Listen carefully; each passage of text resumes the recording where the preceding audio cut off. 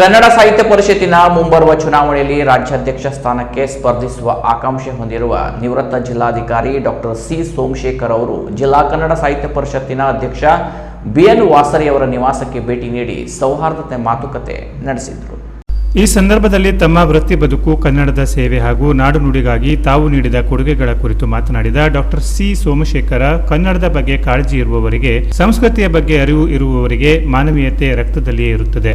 ನನ್ನ ಸರ್ಕಾರಿ ಸೇವೆಯ ಅವಧಿಯಲ್ಲಿ ಕನ್ನಡಕ್ಕೆ ಸಂಬಂಧಿಸಿದ ಹಲವು ಇಲಾಖೆಗಳಲ್ಲಿ ಹಾಗೂ ಗಡಿ ಅಭಿವೃದ್ಧಿ ಪ್ರಾಧಿಕಾರದಲ್ಲಿ ಕಾರ್ಯನಿರ್ವಹಿಸುತ್ತಿದ್ದೇನೆ. ನಾಡು ನುಡಿ ಮತ್ತು ಸಂಸ್ಕೃತಿಗಾಗಿ ಸಾಕಷ್ಟು ಕೆಲಸ ಮಾಡಿದ್ದೇನೆ ಎಂದರು. ಕನ್ನಡ ಸಾಹಿತ್ಯ ಪರಿಷತ್ತು ನಾಡಿನ ಪ್ರಾತಿನಿಧಿಕ ಸಂಸ್ಥೆಯಾಗಿದ್ದು ಹಲವು ಮಹನೀಯರು ಇದರ ಅಧ್ಯಕ್ಷರಾಗಿ ಉತ್ತಮ ಕಾರ್ಯಗಳನ್ನು ಮಾಡಿದ್ದಾರೆ. ಪರಿಷತ್ತು ಯಾರ ಸೊತ್ತಲ್ಲ, ಇಲ್ಲಿ ಸರ್ವಾಧಿಕಾರವೂ ಸಲ್ಲ. ಹಿರಿಯರ ಮಾರ್ಗದರ್ಶನ ಹಾಗೂ ಅನುಭವಗಳೊಂದಿಗೆ ಪರಿಷತ್ತನ್ನು ಮತ್ತಷ್ಟು ಬೆಳೆಸುವ ಪ್ರಾಮಾಣಿಕ ಉದ್ದೇಶದಿಂದ ಚುನಾವಣೆಯಲ್ಲಿ ಸ್ಪರ್ಧಿಸಲು ಬಯಸಿದ್ದೇನೆ ಎಂದ ಅವರು, ಸದ್ಯ ಪರಿಷತ್ತಿನಲ್ಲಿರುವ ನ್ಯೂನತೆಗಳನ್ನು ಸರಿಪಡಿಸುವುದರ ಜೊತೆಗೆ ಸಂಸ್ಥೆಯನ್ನು ಇನ್ನಷ್ಟು ಗಟ್ಟಿಯಾಗಿ ಮತ್ತು ಪರಿಣಾಮಕಾರಿಯಾಗಿ ಬೆಳೆಸುವುದು ನನ್ನ ಉದ್ದೇಶ. ಉತ್ತರ ಕನ್ನಡ ಜಿಲ್ಲೆಯಲ್ಲಿ ಬಿಎನ್ ವಾಸರಿ ಅವರು ತಮ್ಮ ಅವಧಿಯಲ್ಲಿ ಉತ್ತಮ ಕೆಲಸ ಮಾಡಿದ್ದಾರೆ. ಅವರ ಸಹಕಾರದ ಅಗತ್ಯವಿದೆ ಎಂದರು.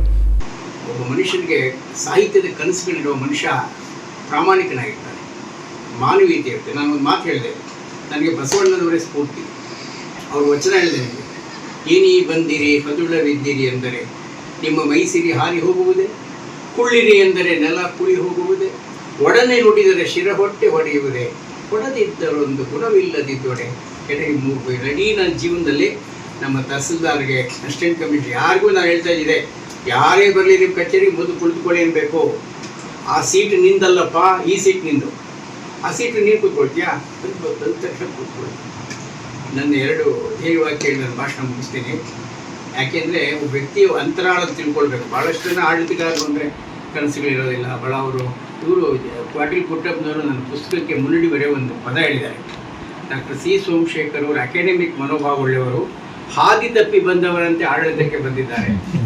ಆಡಳಿತದಲ್ಲಿಯೂ ಸಹ ಬಹಳ ಹೃದಯವಾದಂಥ ಜನರಿಗೆ ಆರ್ದ್ರತೆಯ ಜನ ಇದ್ದಾರೆ ಅನ್ನೋದು ಸೋಮಶೇಖರ್ ನೋಡಿದ್ರೆ ಗೊತ್ತಾಗುತ್ತೆ. ನಾನು ಪುಸ್ತಕ ಕಲಿಸ್ಕೊಡ್ತೀನಿ, ಅಷ್ಟು ಚೆನ್ನಾಗಿ ಬರೆದಿದ್ದಾರೆ. ಹಾಗಾಗಿ ನನ್ನ ವಿಶಿಷ್ಟವಾದಂಥ ಕಲ್ಪನೆ ಏನಿತ್ತು ಅಂದರೆ 2 ಧ್ಯೇಯವಾಕ್ಯ. ಒಂದು, ವ್ಯಕ್ತಿಯನ್ನು ಕಡತವಾಗಿ ಕಾಣಬೇಡ, ಕಡತದಲ್ಲಿ ವ್ಯಕ್ತಿಯನ್ನು ಕಾಣ. ಇದು ನನ್ನ ಧ್ಯೇಯವಾಕ್ಯ. ಮುತ್ತಿನ ಹಾಗಲ್ ಬಲೆ, ವ್ಯಕ್ತಿಯನ್ನು ಕಡತವಾಗಿ ಕಾಣಬೇಡ, ಕಡತದಲ್ಲಿ ವ್ಯಕ್ತಿಯನ್ನು. ಒಂದು ಕಡತ ಅಂದರೆ ಒಬ್ಬರ ನೋವು, ದುಃಖ, ಸ್ಟೋರಿ ಎಲ್ಲ ಇರುತ್ತೆ. 2ನೇ ಧ್ಯೇಯವಾಕ್ಯ ಏನು ಅಂತಂದರೆ ಭಾಳ ಮುಖ್ಯವಾದ, ಸಂಸ್ಕೃತಿ ಮತ್ತು ಪ್ರಗತಿ ಒಂದು ನಾಣ್ಯದ 2 ಮುಖ. ಸಂಸ್ಕೃತಿ ಇಲ್ಲದೆ ಪ್ರಗತಿ ಸಾಧಿಸಕ್ಕೆ ಸಾಧ್ಯ ಇಲ್ಲ. ಒಂದು ಪ್ರಗತಿ ಜೀರ್ಣಿಸ್ಕೊಳ್ಬೇಕಾದ್ರೆ ಸಾಂಸ್ಕೃತಿಕವಾಗಿ ನಾವು ಗಟ್ಟಿಯಾಗ್ಬೋದು.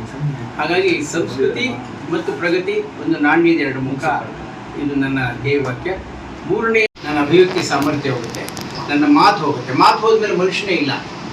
ಮಾತೇ ಮನುಷ್ಯನ ನಿಜವಾದ ಒಂದು ಅಸ್ಮಿತೆ ಅಥವಾ ಶಕ್ತಿ ಅಥವಾ ಚೈತನ್ಯ ಶಕ್ತಿ. ಹಾಗಾಗಿ ನಾನು 2 ಮಹಾನುಭಾವರನ್ನ ಕೇಳಿದೆ ಏನು ಮಾಡಬೇಕು ಅಂತ. ಒಂದು, ನಮ್ಮ ಸಿದ್ಧಗಂಗೆಯ ಶಿವಕುಮಾರ್ ಮಹಾಸ್ವಾಮಿ, ಶತಾಯುಷಿಗಳಾಗಿದ್ದವರು. ಅವ್ರ ಹತ್ರ ಹೋಗಿ ಕೇಳಿದೆ, ಈ ಥರ 2 ಚಾಯ್ಸ್ ಇದೆ, ನನಗೆ ಏನು ಮಾಡೋದು? ನೋಡಯ್ಯ, ನೀನು ಅಲ್ಲೋದ್ರೆ ಚೆನ್ನಾಗಿ ದುಡ್ಡು ಮಾಡ್ಬೋದು, ಅಧಿಕಾರ ಚಲಾಯಿಸ್ಬೋದು, ರಾಷ್ಟ್ರದಾದ್ಯಂತ ಹೋಗ್ಬೋದು, ಆದರೆ ನೀನು ಒಳಗಿರೋ. ಈ ಸಂದರ್ಭದಲ್ಲಿ ಉತ್ತರ ಕನ್ನಡ ಜಿಲ್ಲಾ ಕನ್ನಡ ಸಾಹಿತ್ಯ ಪರಿಷತ್ತಿನ ಅಧ್ಯಕ್ಷ ಬಿಎನ್ ವಾಸರಿ ಅವರು ಡಾಕ್ಟರ್ ಸಿ ಸೋಮಶೇಖರ್ ಅವರನ್ನು ಸನ್ಮಾನಿಸಿ ಗೌರವಿಸಿದರು. ಡಾಕ್ಟರ್ ಸೋಮಶೇಖರ್ ಅವರು ಬಿಎನ್ ವಾಸರಿ ಅವರನ್ನು ಸನ್ಮಾನಿಸಿ ತಮ್ಮ ಅಭಿನಂದನಾ ಗ್ರಂಥ ಮುತ್ತಿನ ಹಾರ ಸಮರ್ಪಿಸಿದರು. ಇದೇ ಸಂದರ್ಭದಲ್ಲಿ ಸಾಂದರ್ಭಿಕವಾಗಿ ಮಾತನಾಡಿದ ಬಿಎನ್ ವಾಸರಿ, ಡಾಕ್ಟರ್ ಸೋಮಶೇಖರ್ ಅವರು ನಮ್ಮ ಮನೆಗೆ ಭೇಟಿ ನೀಡಿರುವುದು ಸಂತಸ ತಂದಿದೆ. ಕಸಾಪ ರಾಜ್ಯಾಧ್ಯಕ್ಷ ಸ್ಥಾನಕ್ಕೆ ಸ್ಪರ್ಧಿಸುವ ತಮ್ಮ ಉದ್ದೇಶದ ಕುರಿತು ಅವರು ವಿವರಿಸಿದ್ದಾರೆ. ಅವರಿಗೆ ಶುಭವಾಗಲಿ ಎಂದು ಹಾರೈಸಿದರು. ಈ ಸಂದರ್ಭದಲ್ಲಿ ಶರಣ ಸಾಹಿತ್ಯ ಪರಿಷತ್ತಿನ ಉತ್ತರ ಕನ್ನಡ ಜಿಲ್ಲಾ ಘಟಕದ ಅಧ್ಯಕ್ಷ ಶಿವದೇವ ದೇಸಾಯಿ ಸ್ವಾಮಿ, ಸೋಮಶೇಖರ ಗಾಂಜಿ, ಶ್ರೀನಿವಾಸ ಮೂರ್ತಿ, ಜಿಲ್ಲಾ ಕನ್ನಡ ಸಾಹಿತ್ಯ ಪರಿಷತ್ತಿನ ಗೌರವ ಕೋಶಾಧ್ಯಕ್ಷ ಮುರ್ತುಜಾ ಹುಸೇನ್ ಆನೆಮಸೂರು, ದಾಂಡೇಲಿ ತಾಲೂಕು ಘಟಕದ ಕಾರ್ಯದರ್ಶಿ ಪ್ರವೀಣ್ ನಾಯ್ಕ್, ಕೋಶಾಧ್ಯಕ್ಷ ಶ್ರೀಮಂತ್ ಮದರಿ, ಕಸಾಪ ಜೀವ ಸದಸ್ಯರು ಹಾಗೂ ಪ್ರಮುಖರಾದ ಬಿಎ ನಾಗಶೆಟ್ಟಿ ಕೊಪ್ಪ, ಹನುಮಂತ ಕಂಬಾರ್, ಸುರೇಶ್ ಕುಡೇಕರ್, ಸಂದೇಶ್ ಜೈನ್, ಅಕ್ಷಯಗಿರಿ ಗೋಸಾವಿ, ಪ್ರವೀಣ್ ಕುಮಾರ್ ಸುಲಾಕೆ, ಜಲಜಾ ವಾಸರೆ ಸೇರಿದಂತೆ ಹಲವರು ಉಪಸ್ಥಿತರಿದ್ದರು. Canara plus news, Dandeli.